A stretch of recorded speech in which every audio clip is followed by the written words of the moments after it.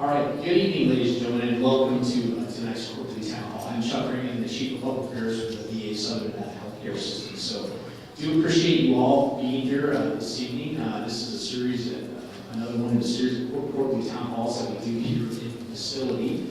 And we know that there's other events happening in Las Vegas tonight, but this has been on our schedule for a long time, and our leadership made a decision to continue with this event. We are required to have one quarterly so we can inform and educate you on what's going on here at the VA Southern Healthcare System. So that's what we'll be doing this evening. Our format, just to give you a heads up, has changed a little bit. If you haven't been to one of our town halls in a while, this is not an open mic session town hall. If you have a comment or a concern or something you want to raise or a question, what we have is we have people that are walking around, they have comment cards, and we'll take down your comments. And if the question is something that's it's a group crowd situation, we'll try and address it the best we can here. But the important thing in getting those comment cards is we're able to respond back directly to you at the end of the town hall or follow on with your individual question and concern. If you have an individual issue, problem, concern, something with benefits, enrollment, non-VA care,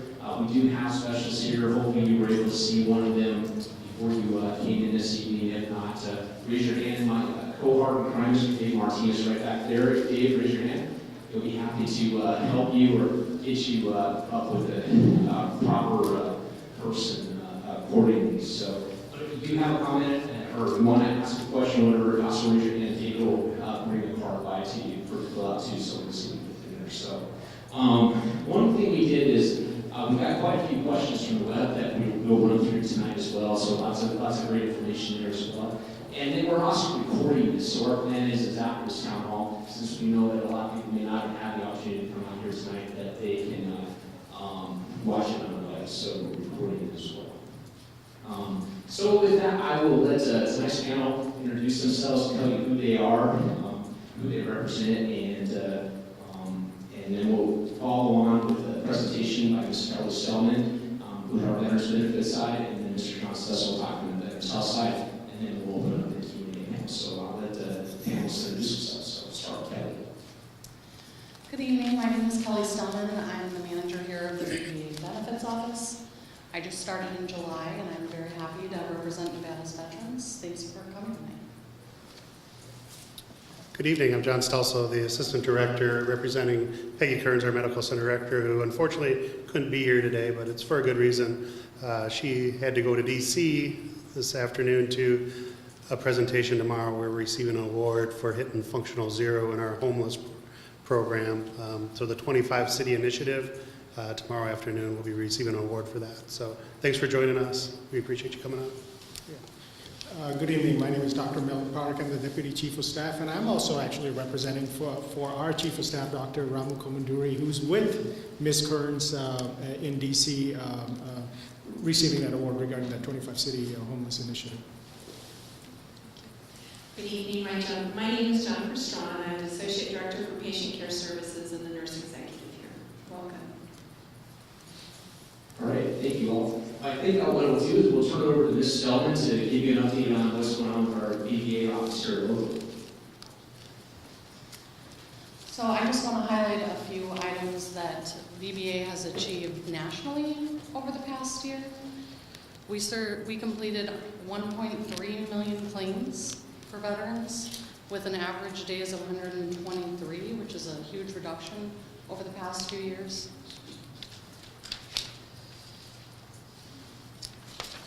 Our education offices provided $67.7 billion in post 9/11 GI Bill benefits for 1.67 million veterans and their dependents. Our loan guarantee program gave over 2.61 million in VA home loans. And our insurance program provided more than 1.2 trillion in coverage. And our vocational rehabilitation and employment program paid 1.1 billion in VRNE benefits and served 137,000 veterans in fiscal year 2016. This is a 37% increase over 2015. Locally, we've had a lot of changes here with the Nevada Regional Office. We had a change in leadership. I'm also representing our director, Sheila Jackson. She's at a conference with all the directors of VBA this week, so I'm speaking for her.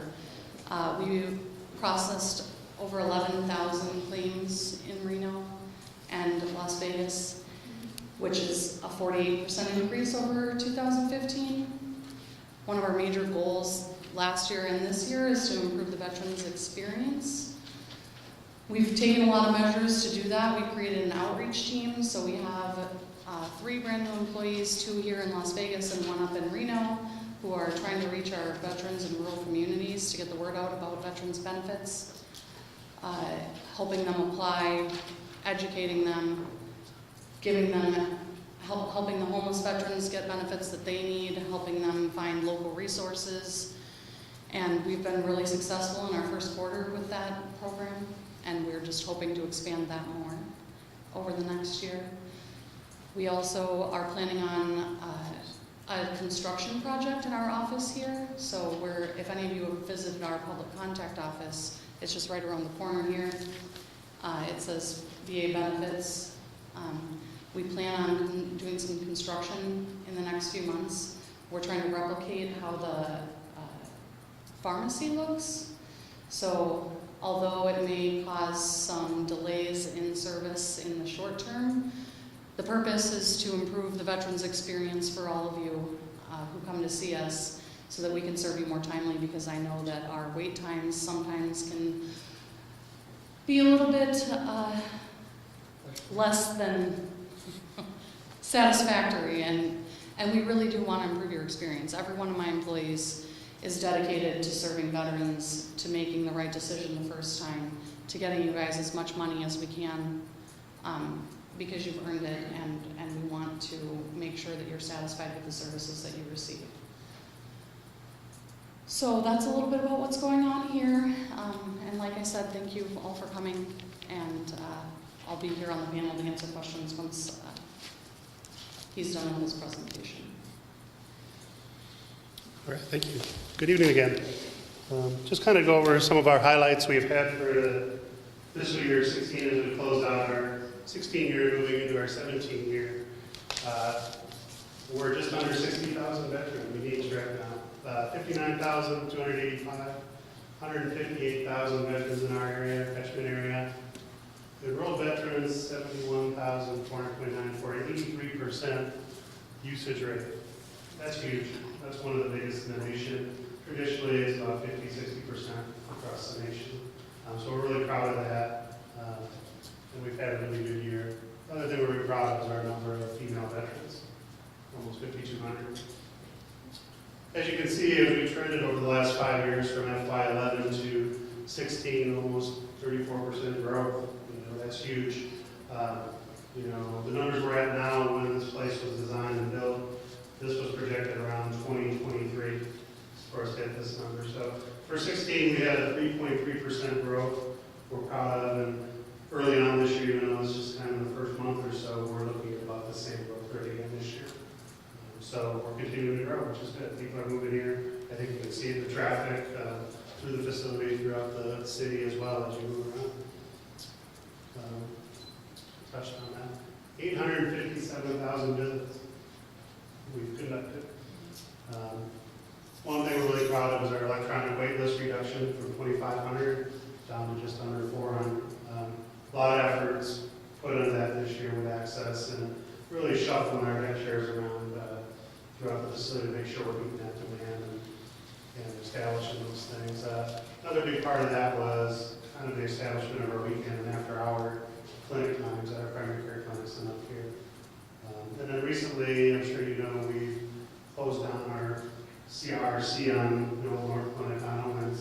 We've shifted those resources over to the Northeast Primary Care Clinic and also up here with the establishment of 2 primary care PAC teams up on the 2nd floor, which really saved us almost $1 million in lease costs by doing that. Then we're able to reinvest in staff and to take care of our veterans. Another good initiative we just got going is up and running now is direct scheduling for our audiology and optometry departments. So no longer do you need the referral through primary care to make these appointments. You can just call 19024, make those appointments, and direct schedule in those.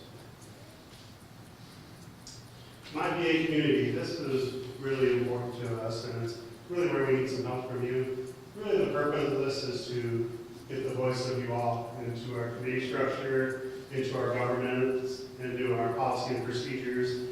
And we have a couple of committees that we're doing. Ms. Kearns has a committee of veterans that she's using to gain feedback, to enhance your experience. What can we do better to help serve you when you walk in the door? What can we do? The other one that we have is through our Veterans Experience Service. We have a Veterans and Family Advocacy Committee. We're looking for a couple volunteers yet. We need a female veteran representative. We're also looking for a family survivor representative. So if any of you are interested or know of somebody that is interested, there is a little application process for that. You'll get brought in as a volunteer, and we're looking for people that want to really help us through those processes by being able to look at our system in general. You know, we know a lot of people have personal issues and we want to hear those, but we need people that can communicate with a whole lot of other veterans to bring that to the committee. So if you are interested or you know somebody, Clarice Brand is in the back. If you want to stand up and wave.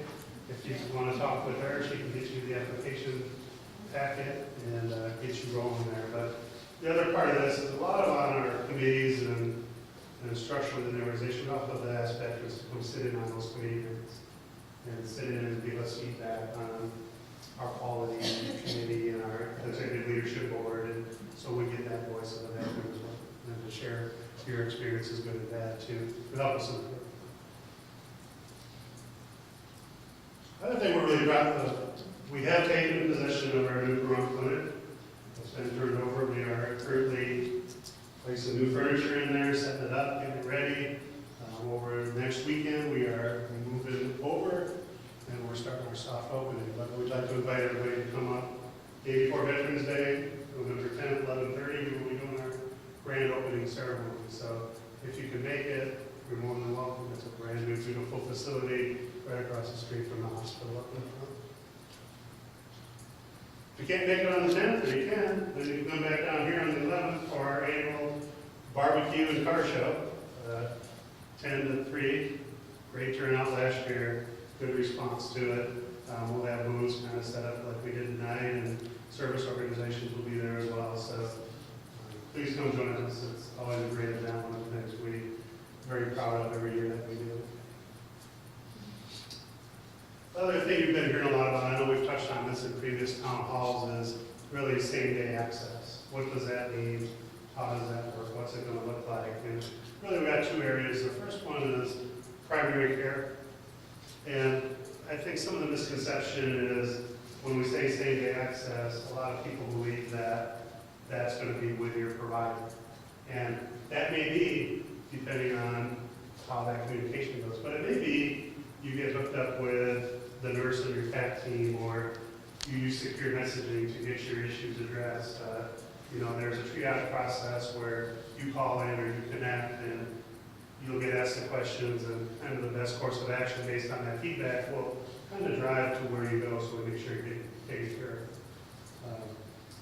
So it could be through a variety of, maybe another provider if yours is not available. So you will be able to talk to somebody that can address your needs, whether that's your individual provider or not, will be determined kind of with what the issues are and what that determination is. Always, if there's a medical emergency, 911 is always the best one too. And then the other side of it is the mental health, and what does that mean? You know, so you'll call into your patient care team. You do have a mental health component. We have mental health providers available. If they're not in your team, you'll also make sure you'll get a hold of them, and they'll be able to address your needs and get you taken care of that.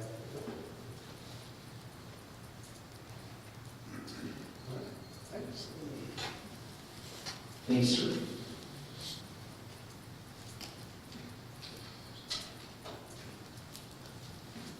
All right, so this is the moderated panel portion of the program. And like I said, a lot of the questions and things that I will be addressing the panel on tonight are things that have either come in via comments before this session. We had a few parts come in for that, as well as questions that we had come in from the web. And finally, there's a couple questions here, things things that we've either addressed via news stories or queries that we feel like are reported to the town hall or have come to us repeatedly through other means. So I'm going to start off with Ms. Stelman. We frequently hear that veterans ask how the disability percentage is calculated and why it isn't higher. There seems to be some misunderstandings and lack of information on the process and formulas used to calculate disability percentages, especially for the combined ratings. Can you briefly explain how the VA determines final percentages?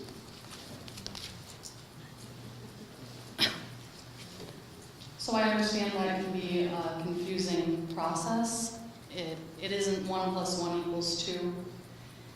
It depends on the disability and how many percentages. The purpose of a disability rating is to compensate a veteran for what they can't do.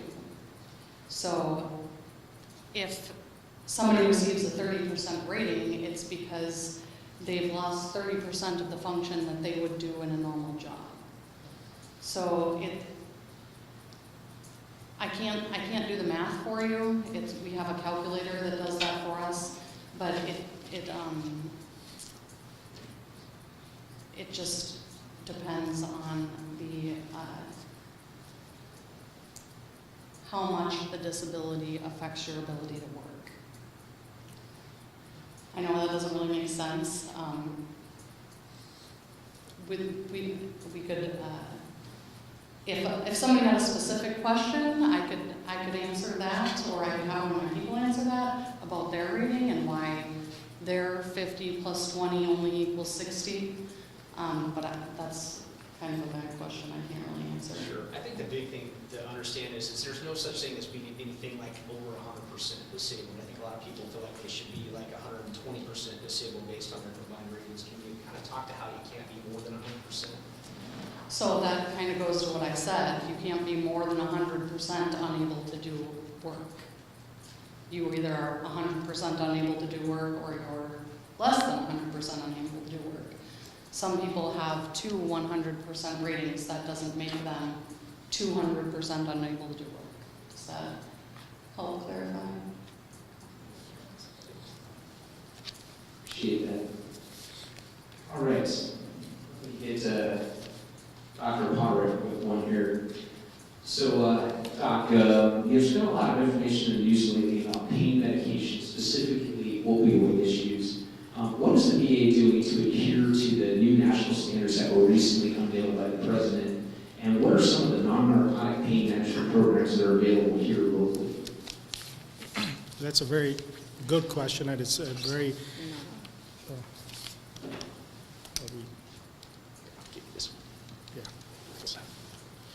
So that's a great question because it is a very current issue that's facing this country, not just the VA.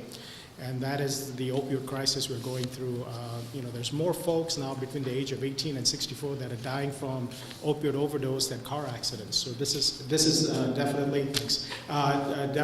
a big hot topic nationwide. And it has gotten so significant that a lot of the state licensing boards, the medical boards, the pharmacy boards are all taking action on this. And this is part of the reason why the presidential recommendations came up, which basically has been spearheaded by the CDC in bringing out guidelines. I mean, it's considered an epidemic, and this is why the Centers for Disease Control is actually involved in this. And believe it or not, the VA was ahead of the game when it came to the opioid management, which is we should be doing urine drug screenings, we should be looking at alternative methods, we should really be concerned when somebody's taking more than 120 milliequivalents of morphine per day, a whole host of different things that should be automatically be done if you're on opioid medications. So the VA kind of implemented this a few years ago. The CDC actually looked at the VA, tweaked it a little bit so so it applies to the whole general population, but in essence, they really copied our protocols. And the state licensing boards have essentially taken the CDC recommendations and are starting to adopt it. Now, the state of Nevada recently, the governor's summit was held where we participate as VN. In fact, our pain management specialist, chief of our pain service, Dr. Isani, actually presented a presentation on what the VA is doing about pain management. And you could see the other providers from state of Nevada that were present. And we had also, by the way, national representatives as well from the Secretary of the U.S. DA, as well as CDC and FDA were there as well. But bottom line is, the Nevada Pharmacy Board of Pharmacy, as well as the medical board, are now going to put rules that will essentially dictate that if you're a regular primary care doctor and you're prescribing above this level, you will just not be permitted. This person should really be taken care of by a pain specialist. Now, here in the VA system, we've kind of already started that. If you are above a certain level, you automatically will be seen by our pain clinic. Why is that? Because really, it should be a design, in terms of your care for pain management, should be designed with a multidisciplinary approach. It's not just one doc writing a prescription for a few pills, there you go. It's more, let's get the mental health involved, let's get the social service involved, let's get alternative care modalities involved, chiropractor, acupuncture, something called battlefield acupuncture, which is actually a really quick and easy procedure to do, biofeedback. There's a whole bunch of other stuff, and not to mention interventional pain procedures. There are new procedures that have come out in the past 2 years that never existed before. So really, we should really look at all the alternatives that are out there, that are coming out there now. And to be honest, this problem was really created by the medical community. We meaning physicians, we were told by the pharmaceutical industry, these meds are safe, they're good for your pain, there's no side effects, they're not addictive. So we prescribed tons of these stuff back in the late 80s and early 90s. When I was in training, I remember being taught, hey, make sure you ask how pain is. It's very important. It's like asking for blood pressure, and it kind of became a vital sign. And so we kind of created this problem, and now we're realizing, we're paying the price for it. Now we have a whole bunch of people that are dependent on the medication. The medication itself is a bigger problem than their actual anatomy or physiology that's causing the pain. And so nationwide, this is becoming a huge problem. And so the good news is that VA is kind of ahead of the game in this. So it is difficult to try to tell somebody who's been taking a certain medication for 10 years, and for them it feels like, why are you fixing that something ain't broke? Well, guess what? It is actually harming your body and doing damage. And to be honest, these pain meds don't cure or fix anything. They're just to help the symptom. So ultimately, finding a way to either fix the original problem or finding a way to manage and live with it without resorting to narcotics. All right. Thank you, sir. I wanted to ask you a follow-up question directly related to this topic. Recent news reports in the state have talked about that how the VA can't talk to veterans about their use of marijuana, medical marijuana, or is unwilling to consider prescribing a narcotic, even in states such as Nevada where it's legal. There are also veterans who feel they're going to lose their benefits if they report using the drug. Can you dispel some of the rumors and clarify the VA's position? Right. So, as you know, we're a federal facility, so we have to follow the federal rules on this, which is the VA just will not be able to prescribe marijuana, at least right now, until if Congress changes federal rules on this. But right now it is considered an illegal substance by the federal government, and therefore it's not something open to practitioners to prescribe. Having said that, obviously there are a lot of states out there that have now legalized it for medical use and even for recreational use, believe it or not. But the stance that we tell our physicians and the one that we take here is that you may have patients that are on medical marijuana that are prescribed by the physicians out in the community. We will acknowledge that and use that as part of integrating that knowledge in how we're going to manage your pain. In other words, we're not going to turn a blind eye to it and say, we don't even want to know you're taking it, and then here's the treatment I'm offering you. We need to make sure that this works with that. Now, we're not going to go and prescribe it to you. We're not going to refer you to somebody out in the community who prescribes marijuana. But what we will do is kind of integrate that into the management as far as being aware of it and make sure that it does not have a reaction with what we plan to do. So as part of our urine drug screens and so forth, if we know you're on medical marijuana, that is state prescribed, if you turn positive on the marijuana on the drug screen, we know that, we expect that. So that's not going to affect anything. We know that. Why do we do these urine drug screens? Because we want to make sure that it is safe to prescribe these opioids to. Make sure you're not on benzodiazepines and other stuff that in combination can be fatal. We are hearing about overdoses all the time, especially celebrities like Prince and so forth. The short answer is you're not going to get in trouble. If it's a legal medication prescribed by a practitioner out in the community, we will kind of note that and we will work with that, but obviously we will not prescribe it. Thank you, sir. All right, Mr. Stessel. Sir, we received a question from the web from a gentleman named Bob. He currently has 2 prescriptions, is wondering why his copays were higher than the civilian sector. Can you address how copays are set and clarify some of the perceptions surrounding this area? In Bob's case, his copays are $8 per prescription during 30 days. Absolutely. That's all set by national guidelines. There is $8 copay for, I believe it's priority 2 through 6. And there's other things that play into that, your service connection. So there's a formula for that of how that's set nationally. It would be a case-by-case basis in the end, but all of that is set nationally and not locally by us. Thank you. All right, I just kind of follow on to that too, Mr. Cecil. Just kind of speaking of pain, it's a little different topic here. We had another question from Frank, and it was about travel pain. He asked why, his first travel requests were paid at 50%, and then I guess they changed it to 33%. Can you explain how travel pay is calculated and paid? Another fun one we deal with. Once again, set nationally. There is a cap on travel per month. So your first trip, you got to deduct $6, and it's based on mileage. It's 41.5 cents per mile times your round trip mileage. How it's calculated, and then as you go through each trip per month, you got to meet that $18 deductible every month. So it's usually $6 a crack until you hit that, and then after that you get the full reimbursement. And then there is some other caveats, again based on service disability and your connection and those things that do play a part in that. So if when you do your travel pay, if you have questions, that section should be able to answer those and give you the breakdown of what category you fall in and how that works. And I believe we also had brochures on that outside if anybody has questions as well. Great, thank you. Ms. Dillon, some of the delays we hear about related to delays in processing benefits claims boil down to veterans providing the proper documentation to substantiate their claims. What tools, technology, and resources are available to veterans to assist them in ensuring they submitted the necessary paperwork with their initial claims? So there are instructions on the application that actually say pretty much everything that we need for the claims. We've made the process a lot easier over the past couple of years, so we aren't required to have as much information.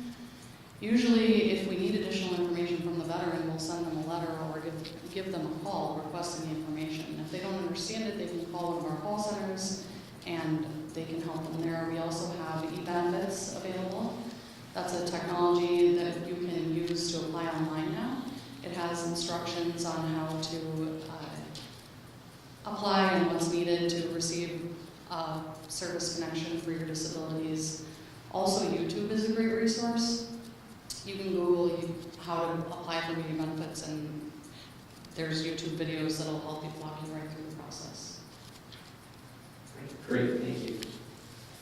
Let me give this next question to Ms. Strong. Pretty easy.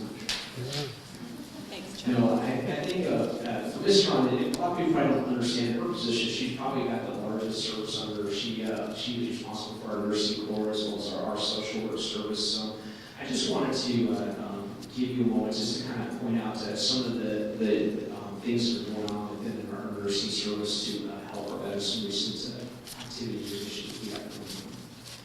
So one of the things that we're doing is, access is one of the things that we hear from you that is a big challenge, and we want to be available. And so our nurses out in the primary care clinics are going to be making their direct lines available so that you can leave a message with them or call them directly so you can get a hold of your RN or the CAC team. So I believe that this will make a big difference for you so that you know that you have somebody you can call and then they'll get back with you. That's the goal, same-day access. And one of those ways for same-day access is through contacting your CAC team, and so you can get a hold of your registered nurse.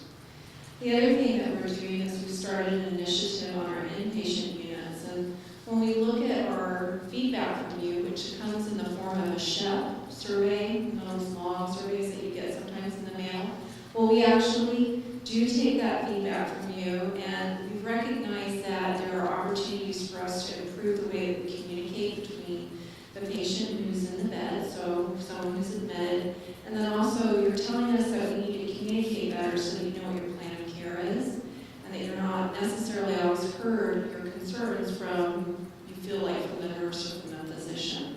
And so each patient, when they come in, is going to be getting a red folder, and in the folder there's going to be information for you to, some things focused on how to keep yourself healthy, simple things like washing your hands, but also very focused things that are specific to why you're in the hospital. So if you have a diagnosis of congestive heart failure, what are the things that you personally can do to help be good so it prevents you from coming back into the hospital?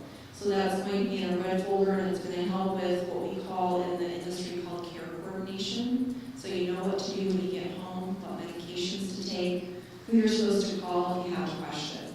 So those are just a couple of the initiatives that we're doing, hopefully to make things better for you based on the feedback that you guys are giving us with the different surveys that you have. Great, thank you. Dr. Ulrich, one kind of all on that, perhaps what Ms. Strong was talking about is, we've been doing a lot here at the facility to ensure people get access to care faster, and we know it's been a topic of discussion throughout the VA for some time now. Looking at some of the stats that were presented tonight, it appears the VA has made some tremendous strides in keeping up with the growth here locally. What initiatives are going on behind the scenes here to keep down that backlog of appointments that Mr. Essel mentioned? Yeah, so there's several initiatives happening, and I'm going to walk around a little bit rather than just stay put.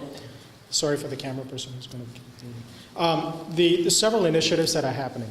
Access is clearly the key, right? If you can't see anybody, you can't provide care. So it's all about how do we connect with the healthcare staff here to receive the care.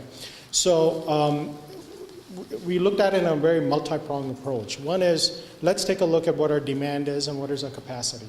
So one of the things we looked at is we actually looked at what we call clinic profiles, which is where we look at the actual doctors and the providers' times and seeing, okay, when are they in the clinic, when are they in the operating room, when are they in this, what have we maximized the amount of time, and are we giving too much time for this and too little time for this, and kind of readjusted, actually did some engineering about their schedules and so forth, because we saw more demand for a certain type of services, a decreasing demand for other type of services, and so we have to adjust accordingly, because patient needs, demographics, things change over time. You can't have the same system for 20 years, and the same needs, the patient needs also changes.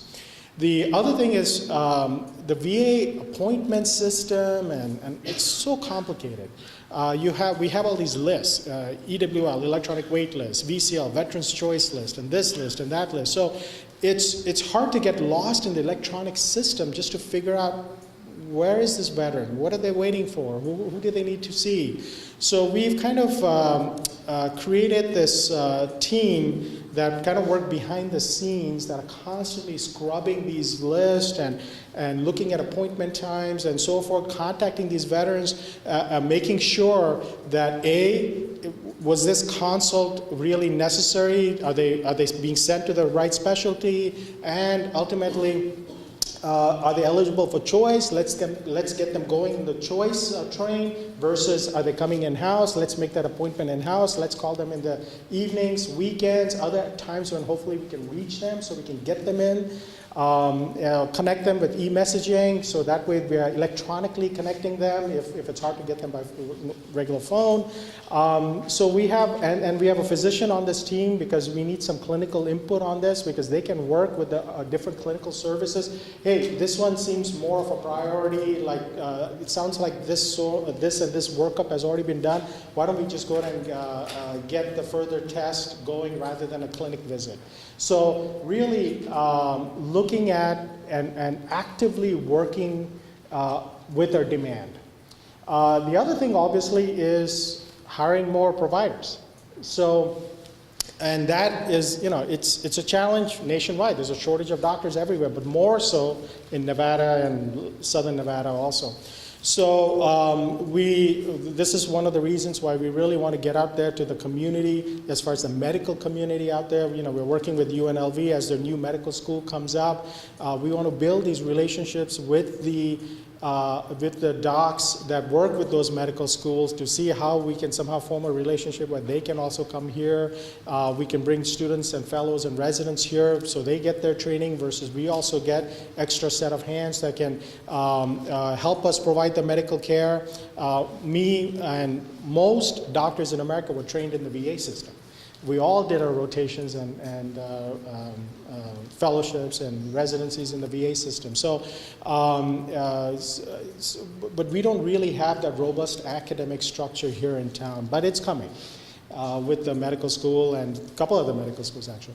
So there's a lot of active work now happening behind the scenes, and some of our numbers are now finally able to show that we are getting the folks in sooner, and the services that we don't have, we're getting them out to the community also sooner.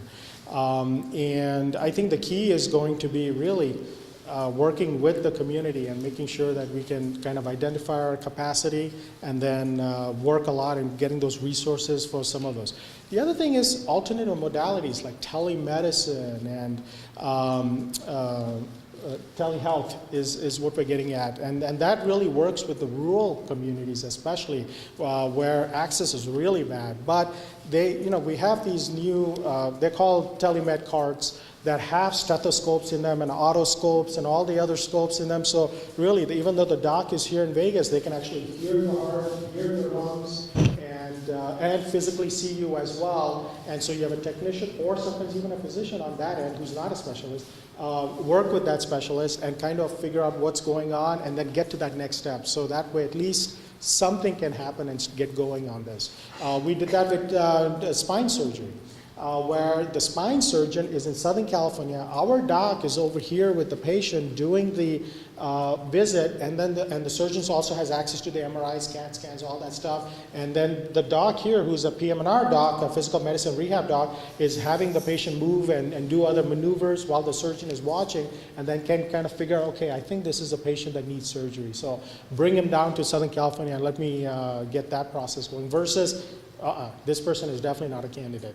Why waste not only a trip, but all the aggravation, and it's not the healthiest things to do if you have a bad back to travel long distances. So we are really putting a lot of effort in all these other modalities as well. Thank you, sir. All right, Mr. Cecil, this one is for you. And so I've got a lot of parts here, and a lot of them had to deal with parking, so just different things with parking. So I thought instead of trying to answer each of these questions, I would like you just maybe give us a quick overview. I know we've got some initiatives going on behind the scenes to improve our parking. Can you kind of just talk a little bit, and then I'll bring one suggestion as well. So I think as you've seen around, we're wrapping up our solar project, which is the covered parking. They're going back through right now and connecting the solar panels, which will be done hopefully in the next month or so. Also in the back of the building 5, our old CLC, you'll see the fence up there. We're adding another 500 and some parking spaces back there to meet the demand. But really as we looked out, and I looked out the last few days up in there, we do have empty parking spaces all day long. Unfortunately, a lot of them aren't as close to the building as we would like. So we do continue to run our shuttle service to bring patients, family, and staff closer to the doors and do that. We're fortunate here, we do have parking compared to a lot of the VAs I worked at, where we had to get shuttled in and parking off lots. So we're fortunate that way. Yeah, we wish we could get everybody right up to the building and do that. You know, we do have our valet service as well that is available for the patients and staff, or not the staff, but the patients and their families to use to help that as well, help them get in and out of the building. So I think we're okay for now. And with that project in the next 6 months, we'll have that many more parking spaces. Great, thanks, sir. Just one observation, and I just thought it was probably important to point out here, A, so people know we read these cards, and to let people know we'll just kind of take this action, see what we've done, is we have 2 different comments back behind these doors here. I guess it's a handicapped parking area, but people don't, I guess they cannot come through the doors, so they don't realize there's something that's not directing into the other entrances. So just asking if we can look at that and let people know that there's proper entrances. Yeah, absolutely. We're always looking at signage. We're looking at that. We're also actually looking at the handicap parking spots right now. With our population, we know we meet ADA requirements for having the number of handicap spots on station. However, with our population, that's probably not enough. So we're looking at what is that right number, and then also strategically placing those, not all for the veteran as well and the patient, but for our handicapped staff as well, making sure that we can designate some spots closer to the entrances where they come in and out to perform their work. So we got a group right now looking at all those options and making sure that and that the signage matches, so we do have those directions. And kind of a follow-on just with facilities, since we're kind of talking that issue right now, is we've had a lot of veterans kind of ask us about the CLC space over here, kind of what's going on with that. I know we moved our maintenance that we have up there together, but what else is being forecasted for the future? Yeah, currently we got a project going on, and we started about 2 months ago. It's going to be about a 6-month project. It's called Master Space Planning. When the facility was built, the determination at that time was we needed 210 beds, 120 in the CLC, 90 over here. We're relooking at that, looking at the way care has changed in the last 10, 15 years. When this place was designed, it's changed. So we're really relooking at our numbers to see what we can support.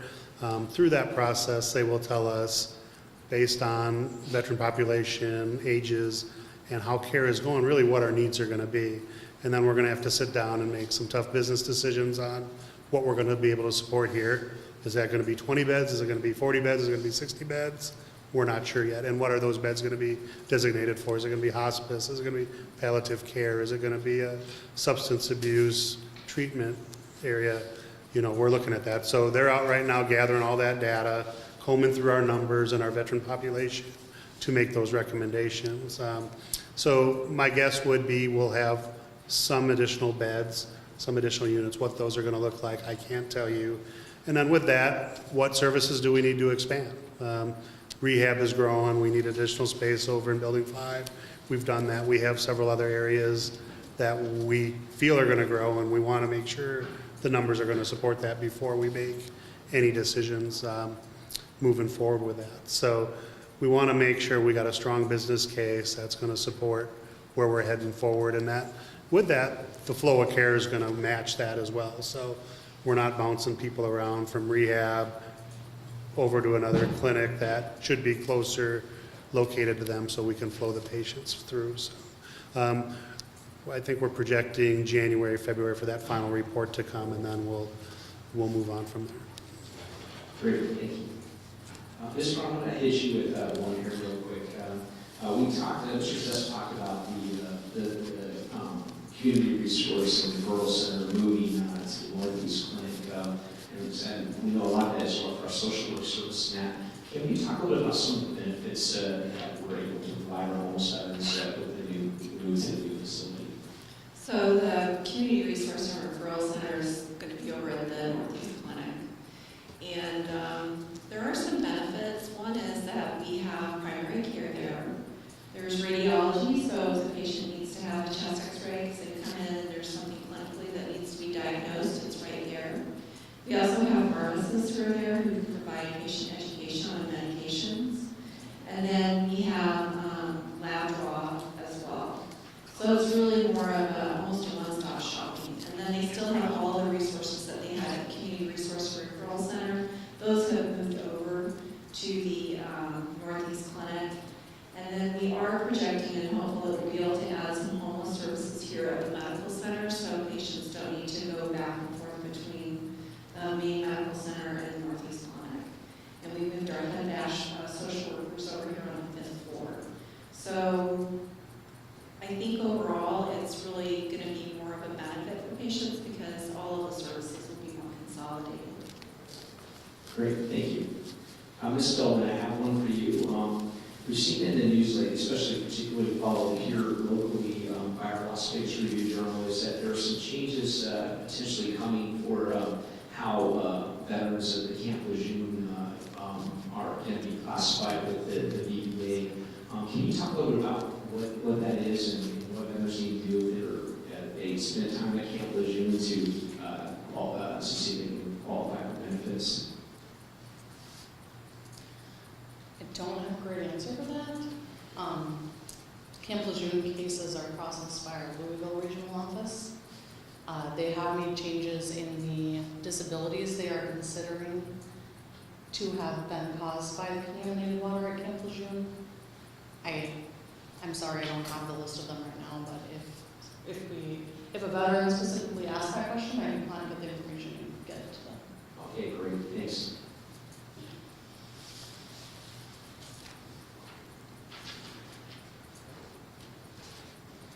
All right, this is kind of a combined question for Mr. Stessel and Dr. Auric.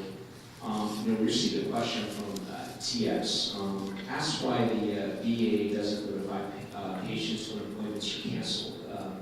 I guess they're concerned that patients show up and cannot be seen, and in turn, they won't receive travel pay or benefits. I was just wondering if you can answer this in two questions. One, I think there's some perceptions there. Dr.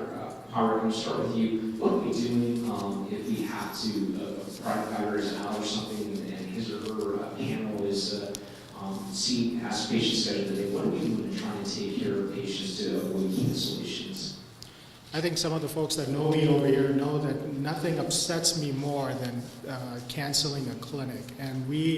And I've hammered that down to the staff. Is whatever it takes, try to mitigate that as much as possible, which is distribute that panel of patients among the other providers, double book them, overbook them. Do what you got to do so you don't have to turn anybody away.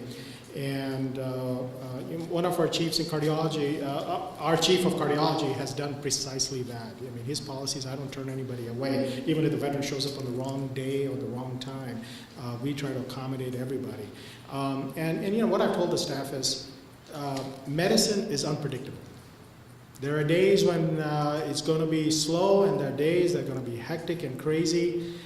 You can never predict it, but you got to put yourself in the veteran's shoes, especially folks that have waited a long time for the appointment, traveled a long distance. Really, we got to go that extra mile and take care of that individual. But also, this is where that telemedicine and telehealth and all that stuff comes into play, which is, let's see if we can also use other forms of technology to get that need met.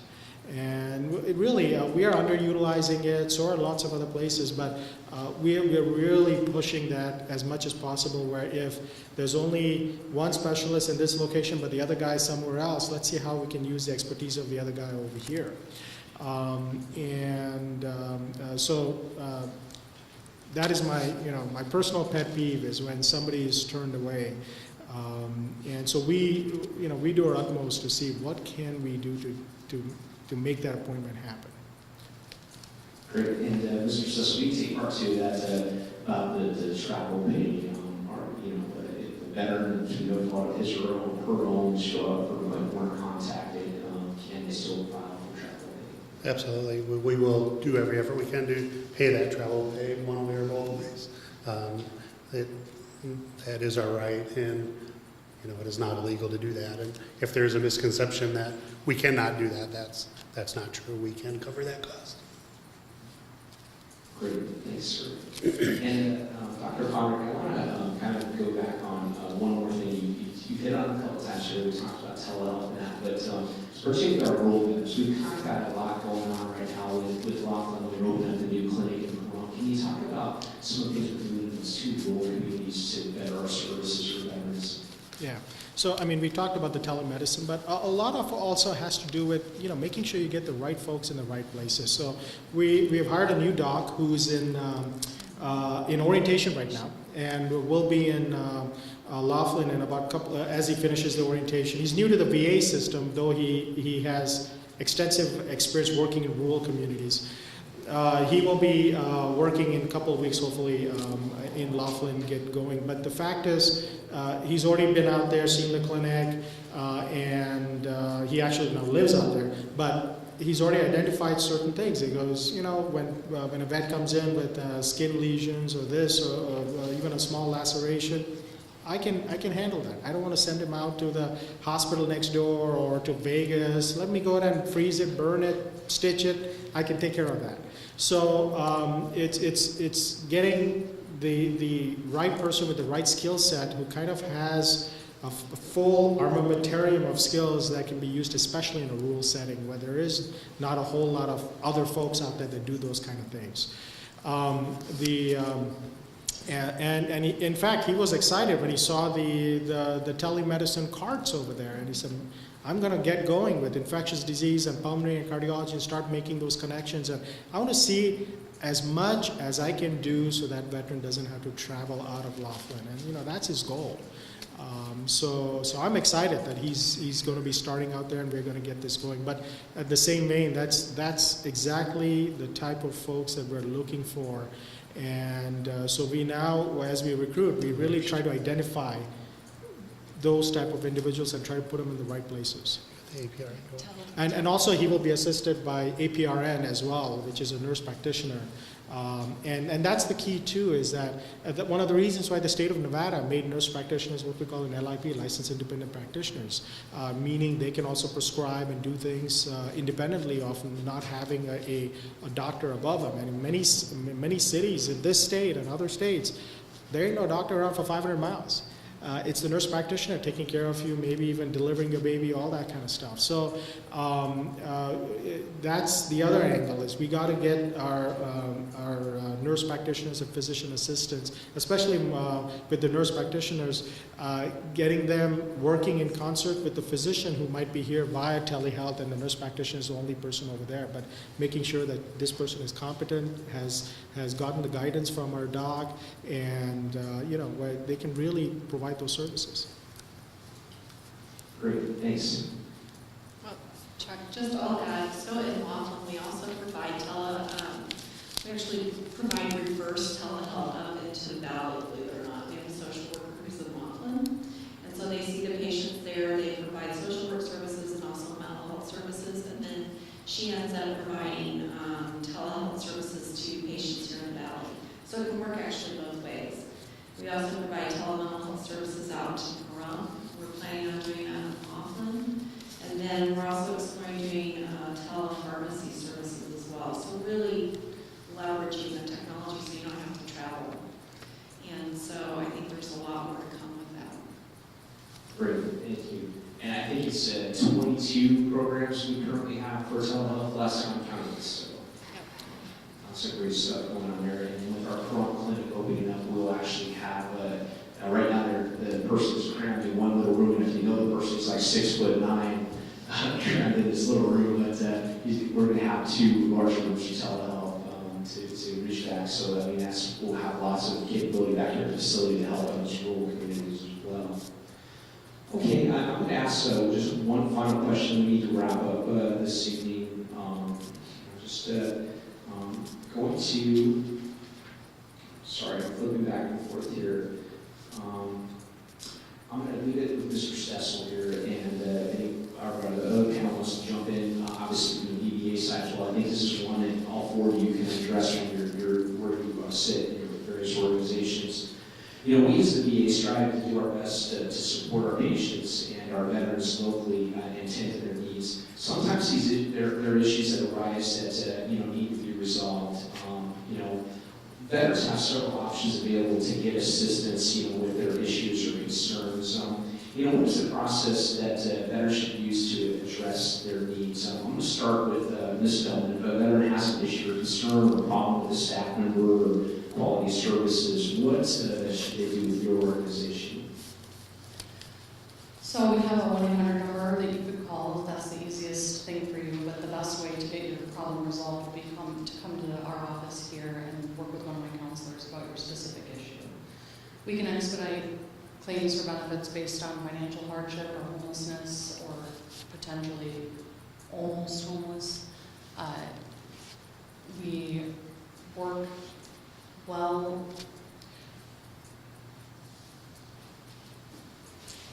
We want to make sure that people in that financial need get the benefits as soon as they possibly can. I also have outreach specialists who have left work to go pick up a veteran who was on the side of the road to bring them to a homeless shelter in the vicinity and help making sure that veteran got food that day. So we really are committed to making sure you guys get the things that you need. And like I said, coming to our office here is the best way to expedite any claims process. Great. Mr. Sess, I'll let you kind of take that from the administrative side, and I'll ask Dr. Howard to respond to it from the clinical side. Yeah, I think our goal is we want to resolve it at the lowest level possible. So if anybody's ever having an issue with their appointment, wherever they're at, with the food, with whatever it is, we'd like you to address that in that area with that person. Find that supervisor, find a contact person in there and address those concerns. If you're unable to resolve that, there's a multitude of other avenues. We got our patient advocate program that we can get you to. Obviously, no matter where that report comes from or the complaint, 9 times out of 10 it's going to get kicked back to that service to address and make contact back with that veteran or that family member to make sure we can address that and do it right. So, we want every chance to make sure we can correct that visit on the spot, and with the service recovery right in that clinic or in that area is the best place to do that. And hopefully you'll find somebody there to do that, to address those issues. We want to know about it so we can address those and make sure it doesn't happen again. Please keep that in mind. Shortly, hopefully, we will have designated people in each service that will be able to address those complaints for you and get that service recovery right there on the spot to make sure you got a good visit and all your concerns and issues are addressed during that visit. I've been working in the VA, in the entire VA system. This is the only VA I've worked in, which is about 7 years. Before then, I was in the private sector for about 10 years.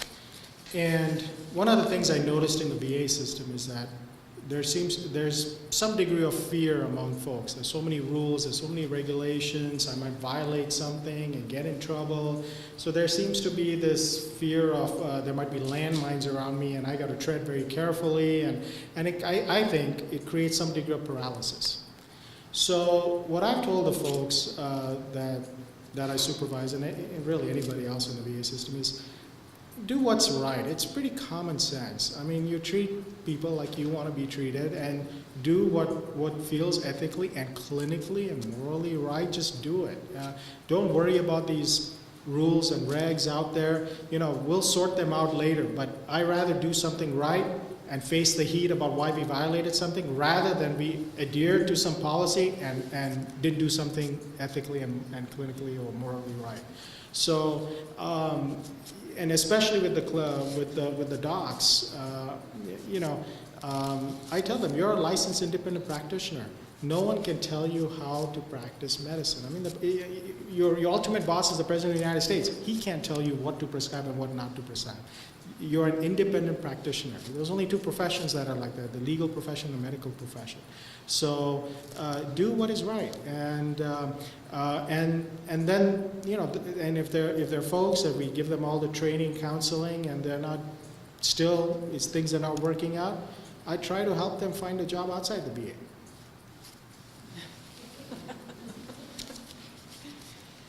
So, when Dr. Bradley was saying, we're moving from, this is the Secretary's message as well, from a rules-based organization to a principle-based organization. And the people who come to work, many of them here are veterans themselves, or they live with a veteran, or their parents were veterans, or their father served, or grandparents from other. And so, what I would say is that they do come to work each day to do a great job. Now, not every day is a great day. However, what helps us as leaders is the feedback that you guys continue to give to us. And so please know that we hear what you say. For many of the things today, those were directly related to what you have provided in feedback to us. So please know that we really believe in the mission. We are committed as a workforce to take care of you, and it is an honor and it's our privilege. So please keep the feedback coming. All right, thank you, Ms. Strawn. And speaking of the feedback, thank you for those who did provide us comment cards this evening. We know we didn't get to, every question was asked, but a lot of questions are really one-on-one type of items or issues that we'll need to take offline and staff with the proper departments and services to get an answer back to you. But we will take those back, and we do appreciate your feedback, as Ms. Strawn said. So our next town hall will probably be in the January timeframe. We'll announce that here in the near future. But between now and then, we do want to invite you to come out to the VA on Veterans Day and spend some time with us. And from like Mr. Cecil said, between 10 and 3 p.m. will be our Veterans Day event out here. And if you're real excited, Peter Guthrie and his wife Kelly, they will be doing they ride their bikes, and they'll be hitting 2,222 miles to bring awareness to veteran suicide that day. We'll also be recognizing our Vietnam veterans during that time frame as well. So we appreciate you guys coming out for that. If you can come out to the data on the 10th of November at 11:30 a.m. We'll be doing our event there. So once again, thank you for your time this evening. If you have any other comments or concerns, you're welcome to fill out a comment card, and we will take that and staff it accordingly for you. So thank you for your time, and have a good evening.